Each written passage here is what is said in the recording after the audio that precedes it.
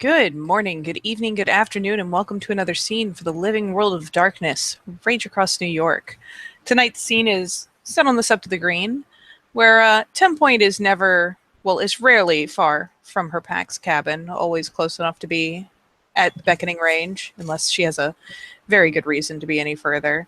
So while she is not perhaps situated right on the porch, she is maybe just across the footpath and has settled herself down in Krynos, as at least one of her packmates prefers that she wear the brunt of her crime of existence. And she has in her possession, she's probably sitting it in her lap, has a big, rounded river stone that she is very vigorously scrubbing at, polishing, doing her best to sand smooth and work on creating a good slick surface. It's a nice even colored stone, and already has some of the features she's looking for. We'll do that, but it's not quite yet exactly what she wants. So she is working exhaustively to try to render this into the piece that she needs. Well, while that's all going on, an individual is walking with probably like a reusable water bottle of some kind. Currently, sort of spraying it along her nose and lip to take care of the blood and all that's collected up on it. She's got like probably using her indigo scarf to wipe off what she can't, or the dried bits in any way. But as she walks up, she head completely in a different time zone.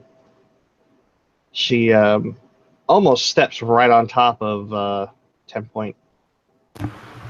It's a lot easier than you think, because while there were some jingles while she was scrubbing and working at this thing, she does have the antlers with the bells. So there was a little bit of jingling, and as Dallas kind of wandered closer, regardless of whether or not she noticed at the time, 10 Point paused her work, pricked her ears, and when she realized that Dallas was coming closer and continuing to head that direction, she simply stopped her work and laid onto her back. So it's very possible that if Dallas is really out in the stratosphere, she won't realize until like a foot connects.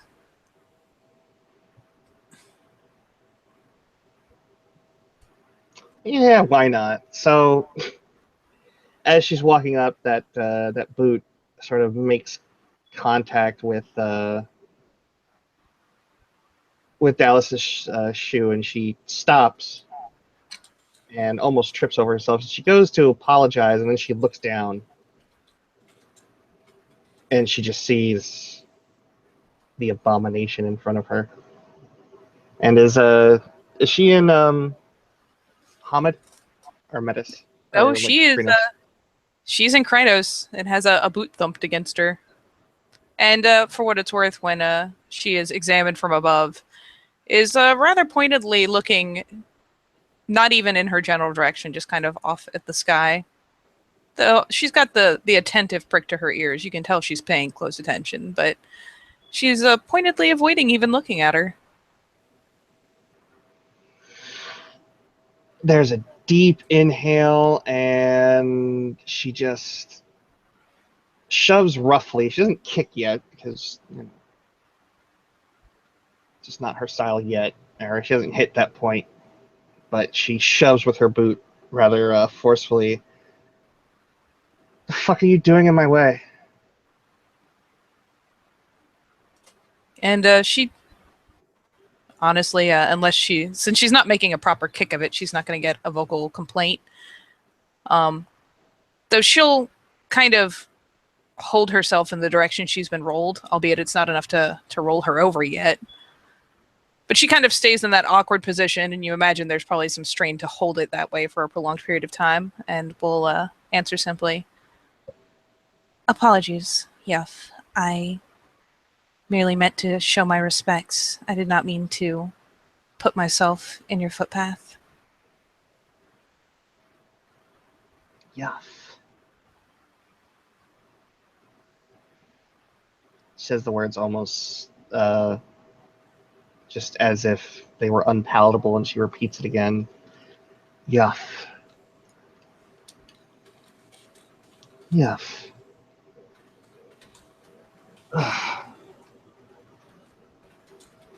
What do you call yourself? I am known as 10 Point, Yuff. Metasporn Theurge of the Fianna and Cleath to the nation.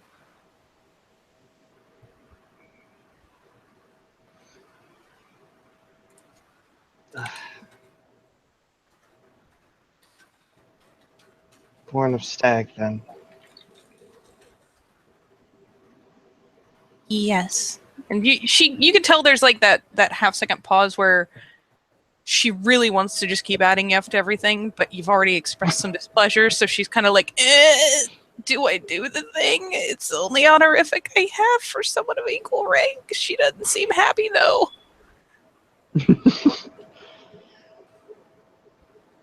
Dallas looks at 10 Point. So she'll look at the nubs, and I mean, they're clearly antlers or horns of some kind. Yes. Yeah, they are very clearly regrowing antlers. They're still fuzzy. They're probably not even halfway formed. There's probably just a bit of a just a little length to them, and the beginning of like knobbing at the ends as they prepare to split. She'll kind of reach down and grab a hold of the right one and yank it towards her. She will note as she goes to take a hold that there's not like they're not spongy, but they're definitely not solid. It would it literally feels like it's less solid than yanking someone up by the ear. Yeah, so she won't do enough to then snap it, pull on it. But it's enough to make the point. Yeah. Okay, yeah. She oh boy, does she obediently follow the slightest pressure on that antler. She will keep her head canted like if you've ever it's essentially like making sure there's always slack on the leash.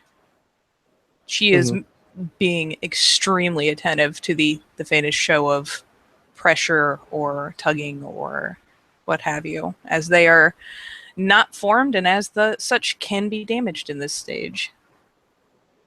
She'll look down at it, look down at it as well, and she just kind of chuffs through her nose. So these, what? Your patron? They what? Sorry, you like blinked out for a syllable. Said that are these in mockery to your patron?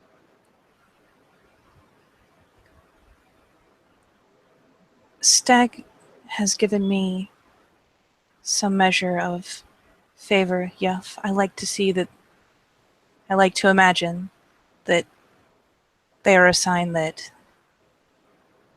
for all that I am what I am, I have a chance to do right.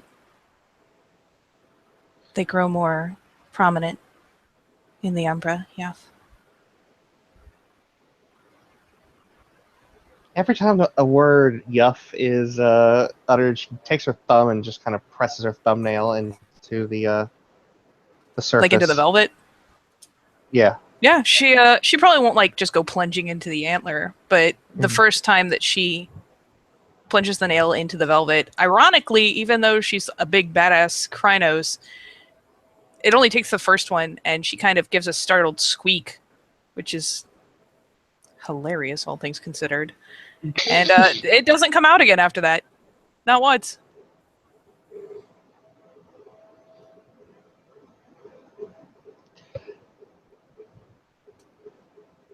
That's what you think. That these signs of your parents' sin, the sin that you were born into, is somehow Stag's favor for you. Is that what I'm getting? Correct me if I'm wrong. It was favor enough to allow me to live. Beyond that, I claim nothing.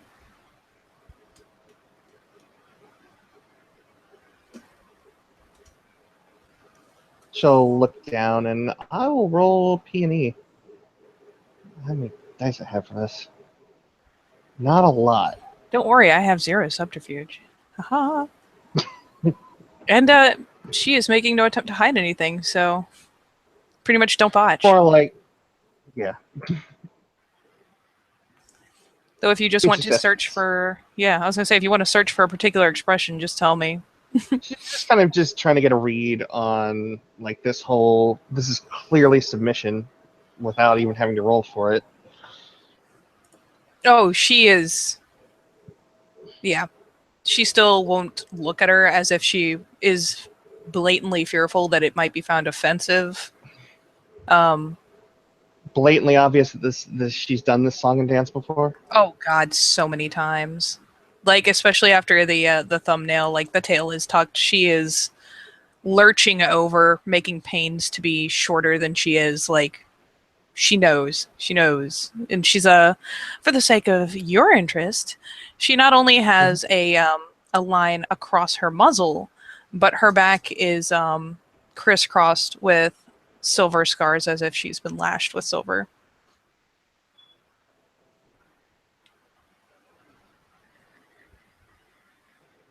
She'll look at this and then she'll actually release the antler. And the only motion she really makes is to maybe move her head a little further away, not out of her reach by any means. She could easily reach out and snag her again if she felt like it.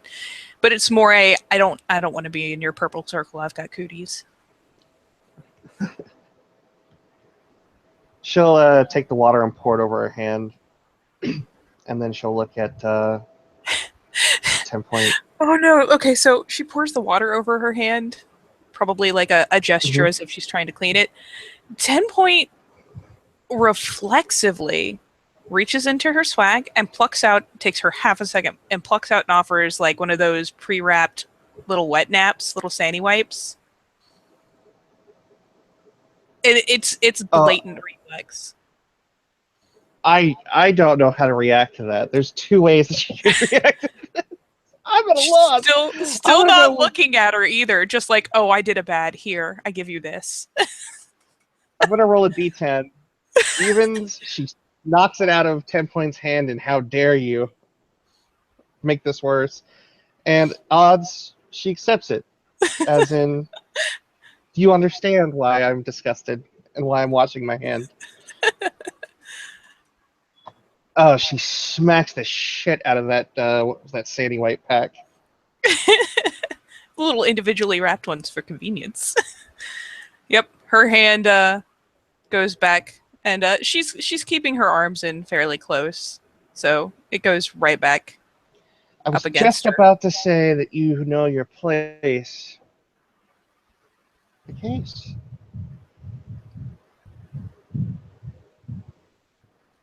I apologize. It is the habit of one of my packmates when he is forced to come into contact with me or anything I have touched.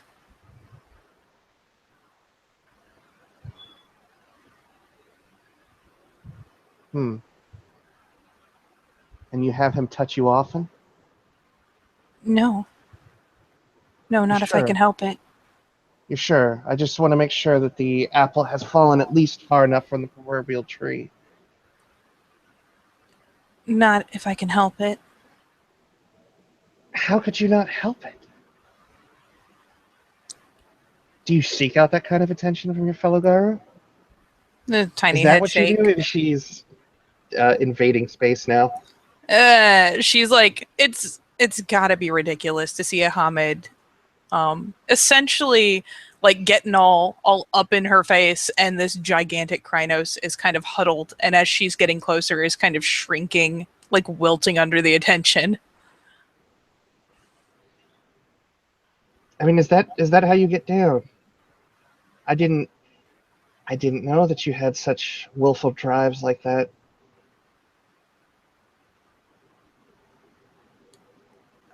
I strive not to agitate my pack to the point that they might be carried away and forget themselves and touch me. I wouldn't want to.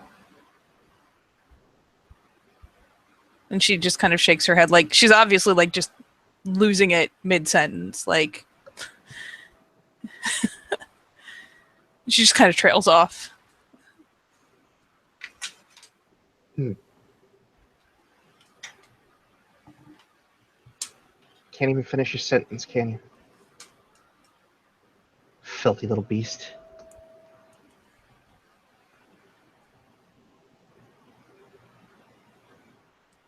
She just looks kind of ashamed of herself, honestly, like hangs her head a bit more.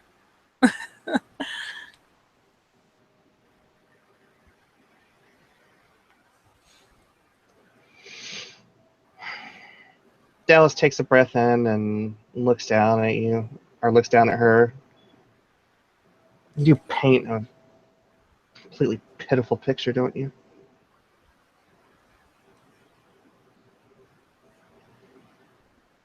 It is not my place to have pride or to hold myself as any better than a proper Gru. So you make a line of division between yourself and other guru? No proper Guru is born with thanks to the wilds. Pardon. Nah. No proper Guru is born with thanks to the worm's touch and influence.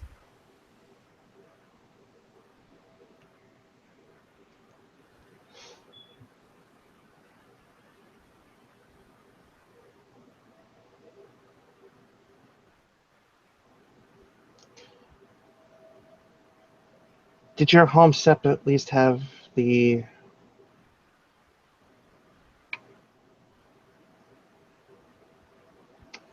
wisdom to deal with your parents accordingly? Of course. What's your opinion of them?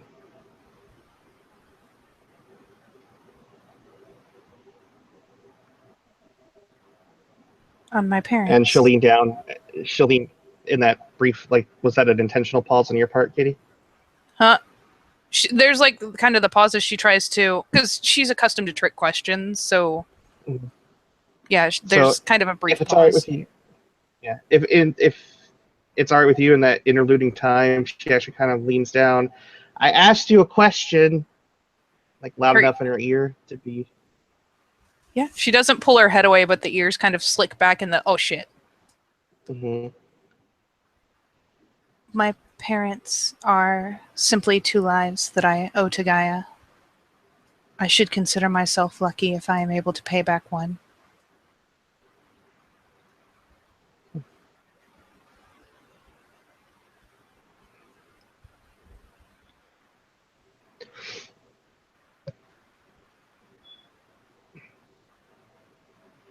Haven't met many ministers like you. Most mules have at least some higher opinion of themselves that somehow they think they're on equal footing. You don't do that. Any truly noteworthy action I take is merely to serve my purpose and to serve the nation so much as I can in place of my parents. Hmm. Even if I do twice what a proper guru could accomplish in their life, I have succeeded only in paying back what I owe.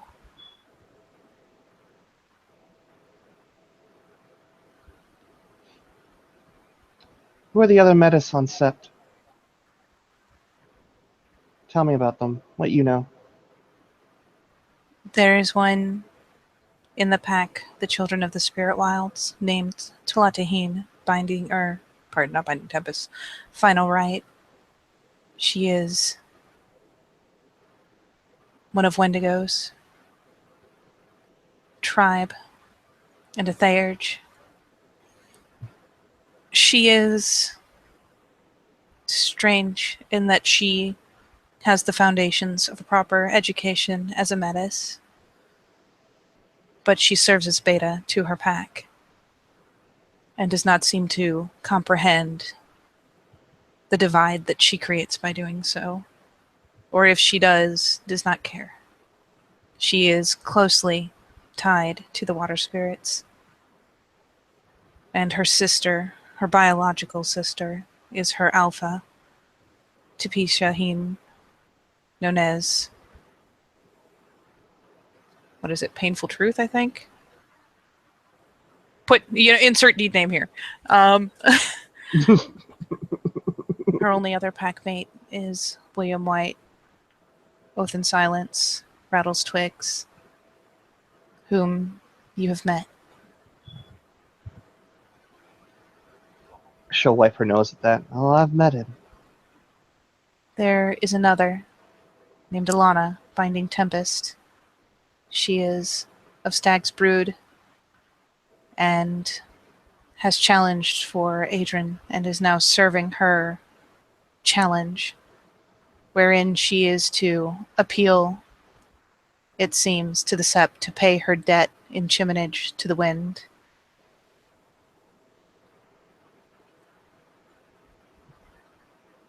She will, sooner or later, come to you, asking that you offer Chiminage to the Wind, and making light of it, either by not explaining why, or saying simply that her life is the thing that is to be bought with this Chiminage.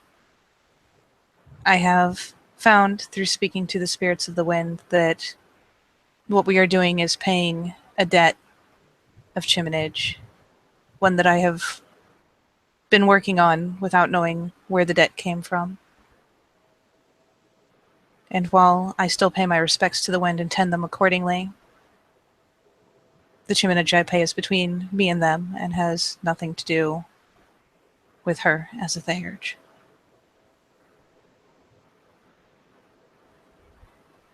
She is packmate to several. Her alpha is known as Teresa Raya. Contempt of Court, I believe. And she is part of the pack called the Shadowrunners. The last, besides myself, is one that was known previously as Forlorn Judge and is now known as Lessons to Others. He has committed many a crime against the Gru of the Sept and the spirits of the Sept in his thoughtless actions. I believe he is a Strider and has been brought all the way back to the status of a cub. He owes the Sept Totem, Great White Mouse, her due in a spirit quest, and until he sees fit to pay his debt, she does not show her favor to the Sept, as he was so... And she kind of pauses and has to, shove down what one imagines is a less than graceful tirade. He saw fit to kill mice and rats on the Sept under the eye of their mother. Is it really obvious that she choked back that tirade? Oh, she is... The mention of this particular character, there is blatant distaste. It leaks into her voice a little bit, and yes, it is very obvious that she had to choke down her own disgust. Oh, she is gonna grab a hold of the muscle. Yep. Tilt her head up so she's looking Dallas right in the face. She will still pointedly avoid the eyes. You have opinions one way on that, don't you? Of course. He is... She'll take her hand away. By all means. And she'll find a rock to sit on. Indulge me. There's like that kind of shaky sigh, whether she's angry or kind of scared is really up for debate here. But there's the long drawn in breath. She holds it for a second and then kind of lets it out. To be Metis is bad enough, but we all suffer from the actions of one of our own.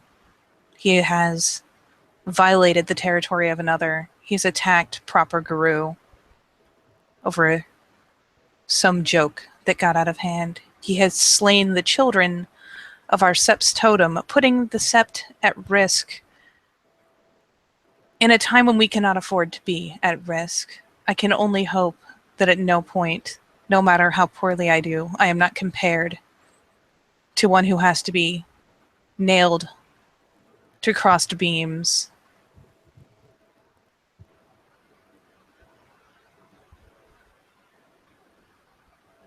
Whatever else he may do, I hope that he can serve his purpose in at least dying in such a way that he restores the favor of the Sept Totem to us.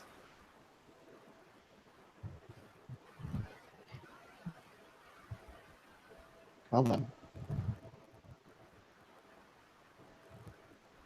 I find his very existence offensive. There's that mock, sort of taken aback, sort of that theatrical gesture. Yeah, oh! Say it is not so. You and I agree on something. Well done, 10 Point. Well done. And as though to make the point all the more clear, she may not have noticed it before when she was snagging her by the head and whatnot, but finally this tiny little pure white mouse kind of pops out of the Metis's ruff and scoots out onto her head, kind of putting its tiny paws on her forming antlers, and almost you could swear being disappointed that they weren't there for it to scamper up.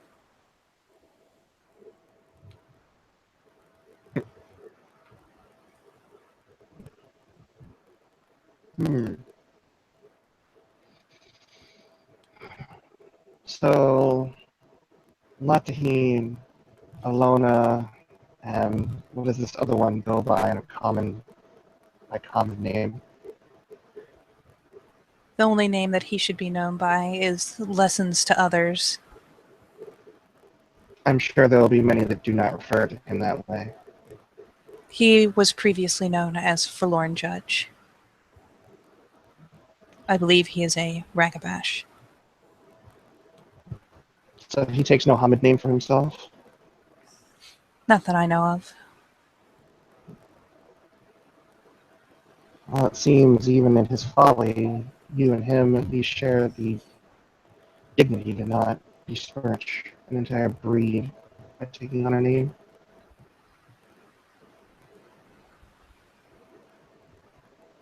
There are precious few among my tribe that would try to make me so human as that.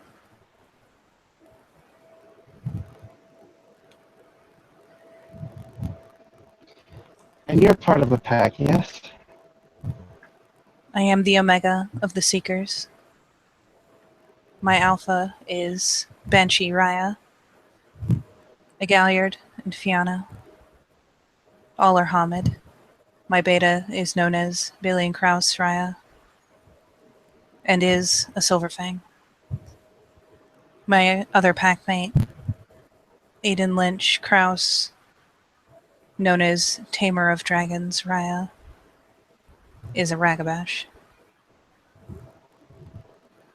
I saw him briefly earlier. Sorry, say that again? She said that I saw him briefly earlier, I believe. Okay. It is quite possible.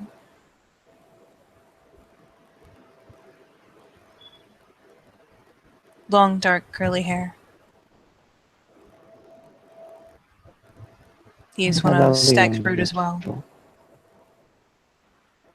Sorry, a what individual? I know that individual. Oh, okay. I think I know the individual. And she gives a slight nod. And while she did turn her head in her direction as she was ranting, in so much as that could be called ranting about lessons, she has gone back to looking aside of her, like maybe in her general direction, but not at her.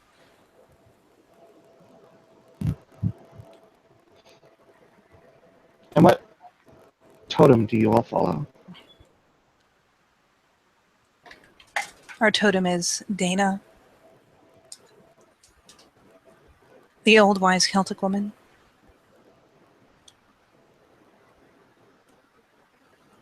Interesting. She imparts on us wisdom and insight.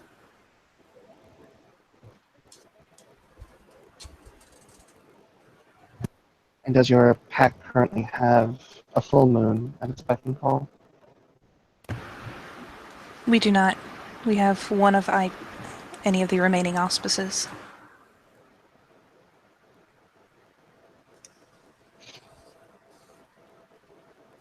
She will be so bold as to say, while looking, very appropriately at the ground.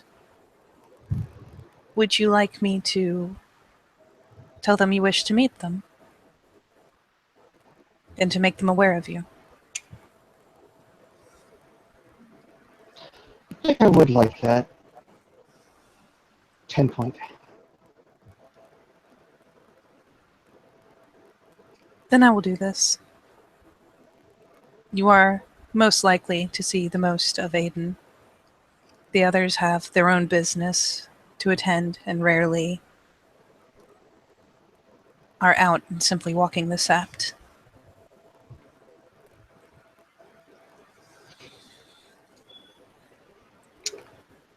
But I will make you known to them.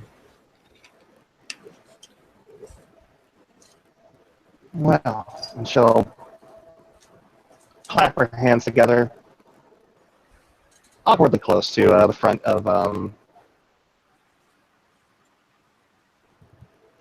10 points muzzle, or just face in general, rather. No, you gotta twitch at best. Not a full, duck and flinch, but you got a bit of a twitch. Within only a half day's worth of time, you've managed to at least prove that while you are a mule, you're a useful mule, and not stubborn or prideful.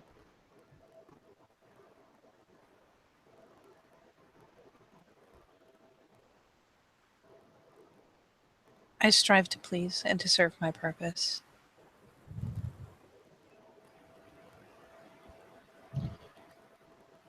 Seek out your pack. Tell them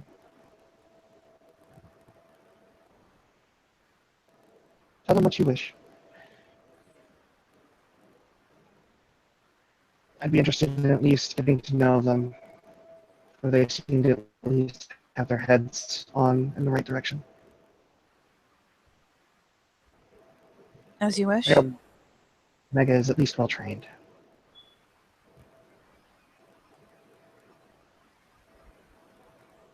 Of course.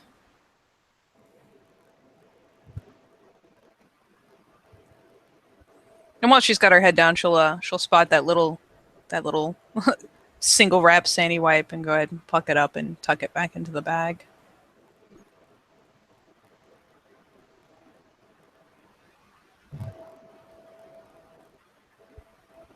And she will get up and finish dabbing off the rest of the dry blood off her lip and nose and general facial area.